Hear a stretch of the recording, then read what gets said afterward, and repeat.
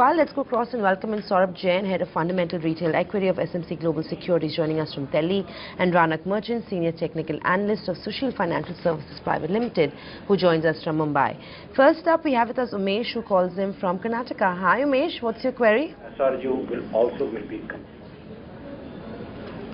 optimization project. Well, I've just been told that's actually an email on Unitech. So Umesh writes to us, he owns 43 stocks of Unitech, 1,000 stocks of Unitech purchased at 43 rupees. We'll get a sense on that counter. Saurabh, what do you do with Unitech? I think the recent news on the counter, probably the only little good news that we saw coming in is the fact that they are aggressively working on that 2,000 crores of development over the next couple of years over premium and luxury shopping malls. So pretty much moving and concentrating on that space. We all know about the problems of Unitech, so be those concerns when you talk about their balance sheet, which pretty much seems to be the biggest overweight on the counter, scam tainted in the sense of what's happening in the telecom sector as well. So lots of negative news flow. I'm assuming all of this would possibly play out in the next few months, but eventually things should settle down because valuations for Unitech are extremely attractive, to say the least. See, Samina, I am continue to remain negative, bearish on the real estate side particularly, and on the Unitech front, since the company is so bullish on the commercial space and want to spend 2,000 crore rupees in the next 3-5 years. So it would be interesting to see how things shape up for Unitech in the future. But my take is rising interest rate and rising construction cost pressure remains on the realty firms. Higher interest rates are acting as a hurdle for the construction activity, and it is actually adversely affecting the demand. Right now, the company is focusing mainly on monetization of its diversified land bank through rapid launch and project execution. But there is a sense that these days sales are coming very low for the realty players. So nowadays we have seen that some sort of movement has come into the realty stock. I think one should use these rallies to exit from the space. Well, it's the sell-on rally coming in on Unitech fundamentally. Ranak, technically as well, not too much hope, right? I mean, the kind of sell-off the counter has witnessed, but it seems like it's giving an indication of consolidation. It seems like around that 33, 34 rupee mark that's finding some support. Yes, the entire sector has been a laggard since a long time, and Unitech has given a very interesting pattern in recent days. It has formed a higher bottom and a higher top formation on the weekly charts, which is after a long time. Also, it is near now a downward sloping resistance supply line, which is near 36. So with the bottom near 32 and a resistance near 36, the stock is poised for an up move if it manages to cross above the 36 levels. So if we have a slightly longer term perspective on the stocks here, about 8 months to a year, we can expect a bounce above 36 to exhaust near 48, 49 zone. So if the caller can hold it for a longer period of time, then 49 is one level where he would look at exiting the stock. Well, that's again a sell-on rally coming in on Unitech. Next up we have with us Weber, who calls in from Pune. Hi Weber, what's your query? Yeah, hello. Yeah, go on, what's your question? Yeah, actually, this query is related to ONGC. Okay.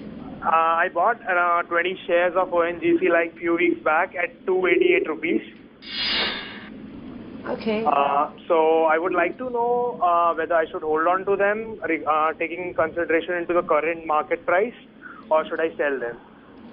Ranak, what would you advise the investor to do? He's picked it up at 288, so he's not terribly out of the money in terms of where the stock trades right now. Again, not really a performer, but recently there has been sort of a trend reversal, if I could say that, in the last month or so. Possibly a lot of that on back of news flow.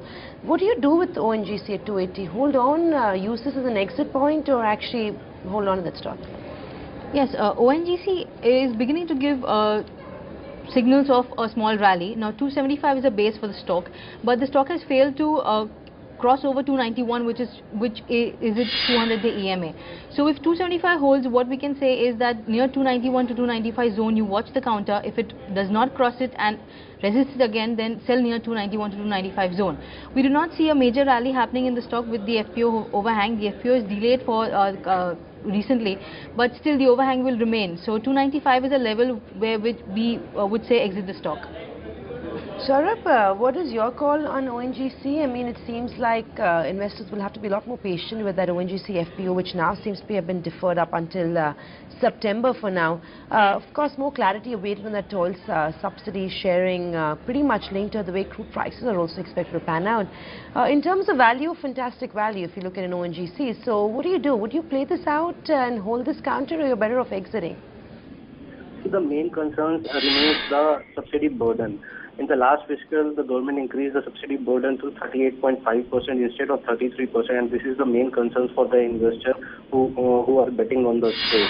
I think there are expectations that the government would keep subsidy sharing at 1/3 of the loss of downstream companies, as it is critical factor for investment and for the FPO. Till then, I think till the clarity comes, it's not easy to take a call on it because all depends upon the subsidy sharing formula. And one more FPO, which now scheduled in September, may increase supply of paper further. So my take would be to hold for some time and see what happens on the subsidy area front. Well, that's the call coming in on ONGC. Next up, we have with us Kantilal, who calls in from Gujarat. Hi, Kantilal. What's your query? मेरे पास Reliance power है 118 के भाव से क्या करना चाहिए? ठीक है सौरभ, रिलायंस पावर आपको क्या ओपिनियन है इस स्टॉक के ऊपर? एक खबर आई है कि कृष्णा मेगा पावर प्रोजेक्ट है, कंपनी ने उस पर काम जो रोक दिया है क्योंकि जो इंडोनेशियन कोल आ रहा था उसकी कॉस्ट बहुत ज़्यादा हो गई है, जिससे कंपनी को ऐसा लग रहा है कि जो उसके प्रोजेक्शंस थे वो उसे मीट नहीं कर पाएगी और कैश फ्लो में प्रॉब्लम रहेगी। और अभी तक जहाँ तक की बात है कि जो मेन आय आ रही है, जो मेन इनकम आ रही है, वो रिलायंस पावर के रोजा पावर स्टेशन से आ रही है, जिसकी कैपेसिटी तकरीबन 600 मेगावाट है। जो दूसरे पावर प्रोजेक्ट आने हैं शासन में, उसके जो स्टेजेस हैं वो तकरीबन नवंबर 2012 से शुरू हो जाएंगे और पूरा वो जो प्रोजेक्ट है दिसंबर 2014 से शुरू हो जाएगा। अभी तक जो पावर की स्पेस है इसमें कुछ बहुत ज़्यादा कुछ हमें देखने को नहीं मिलेगा, क्योंकि बहुत सारा जो कैपेसिटी है वो ऑपरेशन में अभी काफ़ी टाइम बाद आना है। मेरा व्यू इसमें सेल का ही रहेगा। Ranak, what is your call on Reliance Power? Yeah, Reliance Power, if you observe, it has not been doing much since early of 2009. But what we can see currently in the chart pattern is that the resistance, the supply line, which can be drawn from late of 2010, has been broken above for the first time since 2010. Also, the stock has formed a double bottom kind of a pattern on weekly charts with the support at 108.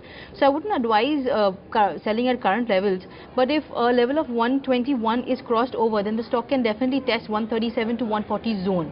So I would in fact advise the caller to hold on to the stock if it crosses above 121 with a price perspective of 137 over a mid to long term perspective.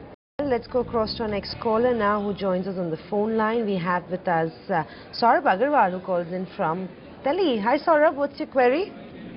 Yeah, hi. Can you hear me? Yes, I can hear you. Okay, my question is related to a very general stock known as Reliance Industries, which is not performing for last many years, I would say. I have bought 400 shares with the average price of about 980. And I'm holding it for a very long right now. And this stock has recently hit 52-week low and is below the 200 DMA. So I would like to understand whether we would like to hold this stock, or I would like to move it forward with this stock. I can further invest also. Right, whether or not this is going to do anything in the future, that's of course the question. Saurabh, Reliance Industries, I mean, like this investor we've got on the phone line, Saurabh himself actually, a number of investors are pretty much stuck in a account like RIL, because the last couple of years the advice clearly is RIL should be part of an investor's portfolio. In terms of performance, it's let everybody down, not just this year but like in the last couple of years. Performance has been very disappointing in terms of Reliance Industries. Recently, a couple of larger brokerages have also indicated that in the near term at least, headwinds on the D6 are expected to persist. Of course, they also say that lower E&P reserves and refining multiples is something else that's a concern for RIL. So despite very attractive valuations when you compare it to its peers in Asia, RIL hasn't done very much. Would this be a buy, would this be a hold, or would this just be an exit and look at other opportunities that are actually performing? See, in terms of performance, the stock has done pathetically for the investors. I mean, people are actually holding shares for some sort of gains, and now they are bleeding like anything. Recently, the development of BP along with the Reliance Industry, Petroleum Ministry has given approval on the 7.2 billion deal.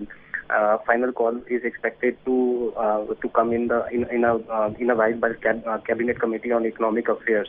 By roping in BP, Reliance is actually hoping to check the fall in output from its D6 gas fields, which is the main concerns on the stock, and that is the reason stock is actually have come down. RAL is likely to post better set of numbers, I think, because 70% of the revenues are coming from the refinery. In the quarter ended June, Singapore gross refining margin has averaged $8.8 per barrel. I expect the company to post a GRM of 10.5%, considering the company is actually able to fetch at least $2 above the Singapore benchmark. So in that sense, I think the company is expected to post a good set of numbers in the refining space, and that may give some kind of upside to the stock. And then actually the investors can look for exiting the stock, because the acquisition price is too high. It's 980, and currently the stock is ruling way below. So for now, I think it is a hold. For now, it's a hold. That's the advice coming in on RIL.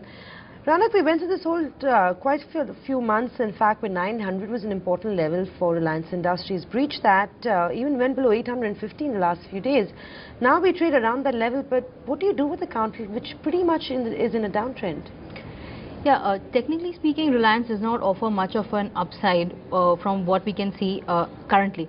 But one thing what we can observe is that on the monthly charts, Reliance has made several bottoms near 800 and sustained the same. So, not expecting too much of a runaway rally immediately, what we would say is that do not book losses on the stock, because as the consolidation has been a long one, what we can say is that the stock may be nearing its bottom, medium-term bottom. So rather than booking your losses in the stock, the advice would be to hold the stock, wait for it to consolidate a bit more, and then exit on rallies if required, or maybe hold on to the stock with a slightly longer term perspective. Well, that's the call coming in on Reliance Industries. Next up, we have with us Sudheen, who calls in from Bangalore. Hi, Sudheen. What's your query? Hi. I'm having around about 325 HDFC at roughly around 666. Now, it's facing resistance between 715 and 730.